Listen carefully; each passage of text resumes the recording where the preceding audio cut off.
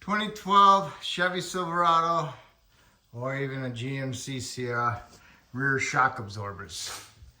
So if you're going to jack it up in the air, make sure you support it with some jack stands, and then you need to jack up the rear differential up a little bit to relieve the tension off of the rear shocks. The shock bolts are 21 millimeter and this nut is a 21 millimeter. And on the top, it's got a 21 millimeter bolt, but the nut is welded to the bracket, so you don't have to worry about holding no nut up on top.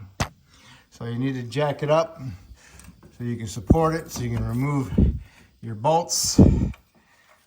And because if you just remove the bolts, and then the rear end's gonna fall down a little bit, and you gotta jack it up anyway. So just go ahead and remove the bolt and nut and the bolt on the top once you got rear differential supported.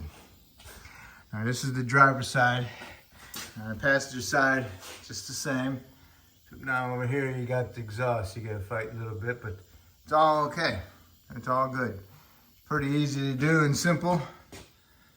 Clean cut. Bolt, nut, bolt on top. Same thing on both sides. So that's how you do your rear shocks. So once you get the new shocks in there, go ahead and tighten them up. You probably want to tighten them up to 50 foot-pounds. And then go ahead and lower your rear differential down, and then lower your vehicle down to the ground, okay?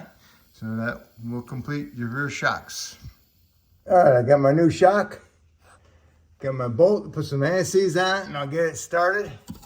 I get it threaded a couple threads, and then I'll get my bottom one started, and I'll get my nut on there and get that started. And once I got those two bolts started and ready to go, then I'm gonna tighten the top one, and then I'll tighten the bottom one. Okay, I got it in there, I got it tight, and I got the top one tight, all right? You don't want them loose because they'll rattle and make noise, so make sure they're tight, all right? So that was the driver's side. So what I did was I lowered the jack down a little bit so I can line up my bolt. Now I'm gonna do the passenger side exactly the same way. So that will complete your shocks in the rear.